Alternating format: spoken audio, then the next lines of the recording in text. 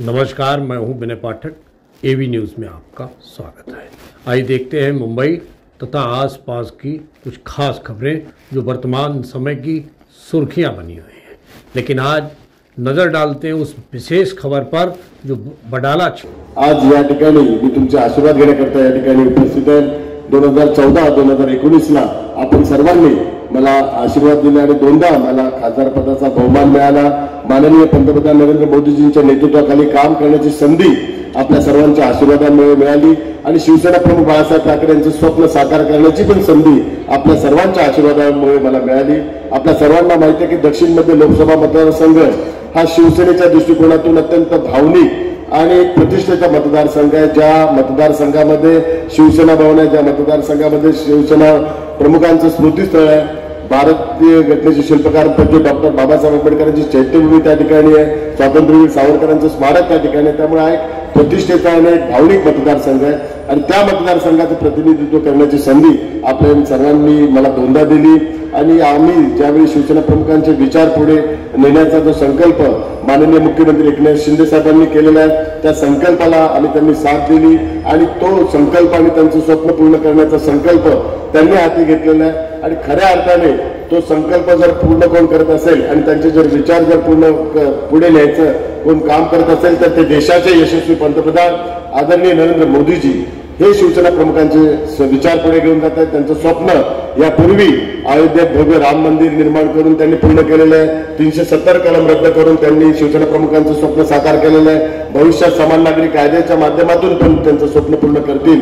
म्हणून आम्ही त्यांच्या नेतृत्वाखाली या ठिकाणी काम करत आहोत। महायुतीचे 5ही पक्ष Shiv Sena, Bharatiya Janata party, Maharashtra Navnirman Sena, Rashtravadi Congress party, Republican party of India हे 5ही पक्ष एकत्र आले। ते एका विचाराने राष्ट्रहिताने आणि राष्ट्राच्या हिताकरता नरेंद्र मोदीजींच्या नेतृत्वाखाली जे निर्णय होत आहेत आणि विकसित भारतचे जे स्वप्न आहे ते स्वप्न साकार करण्याकरता आम्ही सगळेजण एकत्र आलेलो आहे। विकसित भारतचं स्वप्न हे एक शब्दापुरतं मर्यादित नाही, एक त्यामागे एक मोठं मिशन आहे, एक विजन आहे आणि माननीय पंतप्रधान मोदीजींचं एक मोठं स्वप्न आहे। ते स्वप्न आहे की भारत विकसित केव्हा होईल? भारत विकसित जेव्हा होईल ज्यावेळी परिवार विकसित होईल। भारत विकसित केव्हा होईल? ज्यावेळी प्रत्यक्ष नगर विकसित होईल। भारत विकसित केव्हा होईल? ज्यावेळी मुंबई विकसित होईल। तर ते कसं होईल त्याकरता काही धोरणात्मक निर्णय घ्यावे लागतील, त्याकरता काहीतरी कायदे करावे लागतील। केंद्र सरकारच्या माध्यमातून कायदे केले जातील, राज्य सरकारच्या माध्यमातून कायदे केले जातील आणि त्या कायद्याच्या माध्यमातून परिवाराला विकसित करण्यात येईल आणि या प्रतीक्षा नगरला पण विकसित करण्यात येईल। प्रतीक्षा नगरचा हा पूर्ण मतदारसंघ हा नेहमीच शिवसेना प्रमुखांच्या विचारांचा सन्मान करणारा मतदारसंघ आहे आणि नेहमीच आपण शिवसेनेच्या पाठीशी उभे राहिलेले आहे। या मतदारसंघाने शिवसेनेला नगरसेवक दिले, या मतदारसंघाने महायुतीचा आमदार या मतदारसंघाने निवडून दिलेला आहे आणि याच मतदारसंघाने दोनदा मला खासदार पदाचा बहुमान या ठिकाणी दिलेला आहे। त्यामुळे गेल्या 10 वर्षात मी कित्येक कामं या मतदारसंघातली केलेली आहेत। आज कमी वेळ असल्या कारणामुळे त्या कामाचा कार्य मी आपल्या घराघरात दिलेला आहे। परंतु या दक्षिण मध्य लोकसभा मतदारसंघातला महत्वाचा विषय म्हणजे रिडेव्हलपमेंट। या दक्षिण मध्य लोकसभा मतदारसंघात मराठी बाहुबल्य असलेल्या एरियामध्ये गेले कित्येक वर्ष पुनर्वसनाचे प्रकल्प रखडल्यामुळे मराठी माणसांमध्ये एक नैराश्य आणि एक त्यांच्यामध्ये एक चिंता व्यक्त होत होती। त्याकरता वेळोवेळी केंद्र सरकार असेल, राज्य सरकारची पाठपुरावा करून हे पुनर्वसनाचे प्रकल्प मार्गी लावण्याच्या दृष्टिकोनातून मी नेहमीच प्रयत्न केला आणि त्याच्यात यशही प्राप्त झालं। त्याची उदाहरणं म्हणजे बीडीडी चाळ रिडेव्हलपमेंट। बीडीडी चाळमध्ये पण गेले कित्येक वर्ष 100 वर्ष मराठी माणसं त्या ठिकाणी राहतात। गेले कित्येक वर्ष तो प्रकल्प रखडलेला होता, तो प्रकल्प आता मार्गी लागला। त्या ठिकाणी कामं चालू केले, बिल्डिंगचं काम चालू आहे। धारावी रिडेव्हलपमेंट तोही प्रश्न 20 वर्ष रखडला होता। माझा जन्म धारावीचा, त्यामुळे जन्मताच मला ती जबाबदारी धारावीची विकासाची आणि पुनर्वसनाची लाभलेली आहे। धारावीचा प्रकल्प आता आपण मार्गी लावलेला आहे, त्या ठिकाणी पण सर्वेचं काम चालू आहे। सायन कोळ्यातील पंजाबी कॉलनीचं जे रिडेव्हलपमेंट आहे तो पण रखडला होता, तो पण आता म्हाडाच्या माध्यमातून करतोय। चेंबूरचं बॅरेक्स असेल, चेंबूरचं MS बिल्डिंग असेल, SRAचे कित्येक प्रकल्प जे रखडलेले आहेत ते आपण मार्गी लावले आहेत। म्हाडाच्या 388 वसाहतींचा पुनर्वसनाचा प्रकल्प मार्गी लावला, त्याचा GR आपण काढलेला आहे। मोडकळीस आलेल्या इमारती ज्या पकडी सिस्टीमच्या ज्या मालकाने भाडेकरूमुळे त्याचा पुनर्वसन रखडलेला तो पण मार्गाला काढलेला आहे। राष्ट्रपतीचा एक वटहुकूमच्या माध्यमातून भाडेकरूंना न्याय त्यांना द्यायचं आणि 51% भाडेकरूंना रिडेव्हलपमेंटचा पूर्ण अधिकार द्यायचा कायदाच आपण आणला आणि केंद्र सरकारने त्याची घोषणा केली.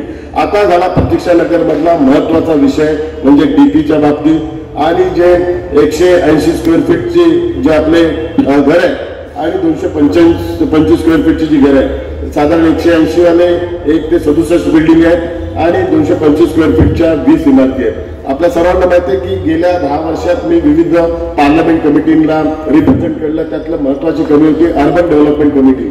अर्बन डेव्हलपमेंट कमिटीने एक कायद्या आणि लोकांच्या ज्या इमारती आहेत त्या संदर्भात नियम कायदे बनवले.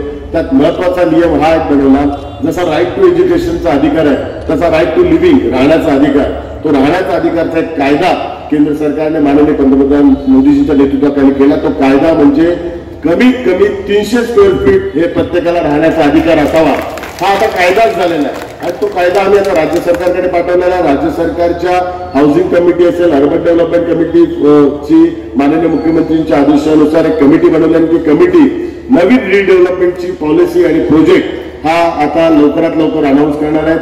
त्यामुळे 167 ज्या बिल्डिंग आहेत, 180 स्क्वेअर फीटच्या ज्या 225 स्क्वेअर फीटच्या 20 इमारती आहेत, त्यांचा मिनिमम एरिया 300 असणार आणि मॅक्झिमम एरिया राज्य सरकारची जी कमिटी आहे ती आता घोषित करणार आहे. त्यामुळे कमीत कमी 300 स्क्वेअर फीटचं घर ते त्यांना मिळणार आहे. हे मी तुम्हाला ग्वाही देतो. राज्य सरकार लवकरच रिडेव्हलपमेंटची पॉलिसी डिक्लेअर करून प्रतीक्षानगर मधल्या सगळ्या लोकांना न्याय देणार आहे. डीपी मधली जी घरं रेग्युलाइज करायची त्या संदर्भात पण विधानसभेत वारंवार प्रश्न उपस्थित झाला. विधानसभेची कमिटी फॉर्म झाली. विधानसभेच्या अध्यक्षांनी आदेश दिलाय की प्रत्येक जे डीपीची घरं आहेत ती रेग्युलाइज करायची. माननीय मुख्यमंत्र्यांनी पण आपल्याला शब्द दिलाय आणि येणाऱ्या 1-2 महिन्याच्या कालावधीत डीपी वाले पण घरं रेग्युलाइज करून, कारण काही ठिकाणी आपली मराठी माणसं आहेत त्यांच्या नावाने मालकी हक्काच्या संदर्भातला निर्णय लवकरात लवकर घोषित होईल आणि जे रिडेव्हलपमेंट होईल ते रिडेव्हलपमेंट महाराष्ट्र शासनच करणार आहे, म्हाडाच्या माध्यमातून करणार आहे. कारण जसं बीडीडीचा फॉर्म्युला आहे तसाच फॉर्म्युला या ठिकाणी आपण राबवणार आहे. इन्व्हेस्टमेंट करण्याकरता आता MMRD असेल, MIDC असेल, मुंबई महानगरपालिकेला पण आता इन्व्हेस्टमेंट करायचा आदेश आम्ही आता दिलेला आहे. मुंबई महानगरपालिका MMRD ह्या ठिकाणी पैसे गुंतवणार. तुमची जी 300 स्क्वेअर फीट पेक्षा जास्त जी घरं आहेत, जे स्क्वेअर फीट आता नक्की होणार आहे, कमीत कमी जे 300 स्क्वेअर फीट आपण ती सर्व घरं टेंडर काढून LNTच्या माध्यमातून ती घरं पूर्ण करून नवीन घरं आता तुम्हाला देण्याचा योजना आम्ही लवकरात लवकर घोषित करतोय. त्यामुळे तुमच्या भविष्याच्या दृष्टिकोनातून एक चांगल्या स्क्वेअर फीटची आपल्याला घरं मिळेल. पंचशीलच्या बाबतीत पण कित्येक दिवस या ठिकाणी प्रश्न रखडला होता. पंचशीलच्या लोकांना एक त्यांच्या मनात एक भीती होती की या ठिकाणाहून त्यांना दुसऱ्या ठिकाणी पुनर्वसन केलं जाईल किंवा दुसऱ्या ठिकाणी शिफ्ट केलं जाईल. पण माननीय आमदार प्रसाद लाड साहेबांनी हा विषय पाठपुरावा करून मार्गी लावला. मी पण त्यांना संपूर्ण सहकार्य केलं. पंचशीलच्या सर्व रहिवाशांचं पुनर्वसन पंचशीलच्याच जागी होणार हा एक निर्णय आता राज्य सरकारने घेतलेला आहे. त्यामुळे गृहनिर्माण धोरण आणि रिडेव्हलपमेंट धोरण हे अत्यंत या संपूर्ण आपल्या मतदारसंघाचं महत्वाचं आहे. प्रतीक्षानगरच्या इतर ज्या इमारती आहेत त्या सर्व इमारतींवर रूफटॉप सोलर प्लॅन आम्ही लावून देणार आहे. फ्री ऑफ कॉस्ट मध्ये केंद्र सरकारच्या योजनेच्या माध्यमातून त्या रूफटॉप सोलरमुळे सर्व BST सोलरची वीज विकत घेईल आणि BSTच्या माध्यमातून जे तुम्हाला इलेक्ट्रिसिटीचं बिल आहे ते 0 बिल करण्याचा योजना माननीय पंतप्रधानांनी जी घोषणा केली ती योजना संपूर्ण प्रतीक्षानगरमध्ये आम्ही राबवणार आहे. जेणेकरून तुमचा मेंटेनन्सचा खर्च कमी होईल. जे 500 स्क्वेअर फीटची घरं आहेत त्यांना तर प्रॉपर्टी टॅक्स लागत नाहीये. पाण्याच्या बाबतीत पण एक आमचा विचार चालू आहे. भविष्यात 0 मेंटेनन्स कसं होईल असा प्रतीक्षानगर करता एक नवीन मॉडेल आपण लवकरात लवकर आणणार आहे. कारण आपल्याला माहिती आहे की धारावी पुनर्वसन प्रकल्पात जेवढी घरं आहेत त्यांना 0 मेंटेनन्स घोषित केलेलं आहे.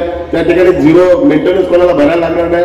तर मी माननीय मुख्यमंत्री साहेबांना हीच विनंती केली, जर धारावीला एक न्याय देत असेल तर आपल्या जे मराठी माणसं ज्या आपल्या सगळ्या वसाहती आहेत, म्हाडाच्या वसाहती, त्याही ठिकाणी 0 मेंटेनन्स असावं. तर माननीय मुख्यमंत्री साहेबांनी त्याही संदर्भात स्टडी करण्याचा आदेश दिलेला आहे. तर आपल्या सर्वांचं या सर्व योजना राबवण्याकरता आशीर्वाद सहकार्य असावं.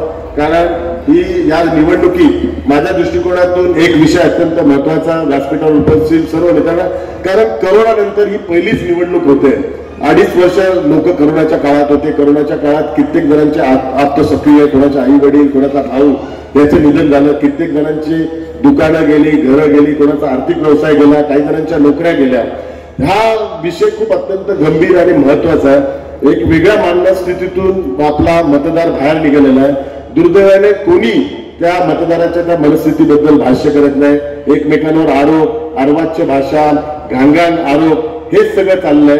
मूळ मुद्द्याकडे कोणीच लक्ष घालत नाही. उमेदवार म्हणून मी पहिल्या दिवसापासून मूळ मुद्द्याकडेच लक्ष केंद्रित केलंय आणि मूळ मुद्द्यावरच मी बोलत आहे. मला या घाणेरड्या राजकारणात पडायचं नाही. मला मतदार जो कोरोनामधून बाहेर आलेला आहे, ज्या स्थितीतून त्याचे आई वडील, माझे पण आई वडील वारले गेल्या 2 वर्षात, तशीच परिस्थिती प्रत्येक नागरिकाची, त्याचे पण नातेवाईक कोणी वारले, तर तो आता त्या मेंटल स्थितीतून बाहेर येतोय, तो त्या फिजिकल स्थितीतून बाहेर येतोय आणि तो त्या आर्थिक स्थितीतून पण बाहेर येतो. ज्याचा व्यवसाय गेला, ज्याची नोकरी गेली आहे, तो कुठेतरी आता स्टेबल होतोय. तर त्याला त्या आर्थिक स्थितीत आपली गरज आहे, त्याला त्या मेंटल स्थितीत आपली गरज आहे. त्याचा आता आई वडील नातेवाईक नाही तर आपण त्याचे आई वडील, आपण त्याचे नातेवाईक. त्याला आर्थिक स्थिती नाही तर आपण त्याची आर्थिक स्थिती म्हणून आलो. मी उमेदवार म्हणून हेच तुम्हाला वचन देतोय. कोरोनातून तुम्ही ज्या स्थितीतून बाहेर आलेला आहे, त्या स्थितीतून मी तुमच्या पाठीशी उभे राहीन. रिडेव्हलपमेंट असेल, आर्थिक स्थिती असेल, मेंटल स्थिती असेल, यातून तुम्हाला मी बाहेर काढेल हा शब्द मी तुम्हाला देतो. आणि शिवसेना प्रमुखांचं स्वप्न साकार करण्याचा आशीर्वाद आपण मला द्यावं ही आपल्या सर्वांना विनंती करतो. मी नेहमी परमपूज्य डॉक्टर बाबासाहेब आंबेडकर, शिवसेना प्रमुख बाळासाहेब ठाकरे यांच्या विचारांचा आदर्श ठेवूनच काम केलेलं आहे. म्हणून या मतदारसंघात आपण माझ्या पाठीशी उभे राहिला, तसं भविष्यात उभं राहा. धन्यवाद. जय हिंद, जय महाराष्ट्र, जय भीम. एवी न्यूज में अभी तक का सफर करते हैं समाप्त. बिना पाठक को दीजिए इजाजत. हम फिर मिलते हैं नई खबर, नए सफर के साथ. लेकिन चलते चलते गुजारिश, विनती, अनुरोध, यदि आपके आसपास कोई समस्या है या कोई घटना घटित हुई है और आप उसे एवी न्यूज तक पहुंचाना चाहते हैं, तो हमारी स्क्रीन पर दिखाए जा रहे नंबर पर सीधे संपर्क कर सकते हैं. लेकिन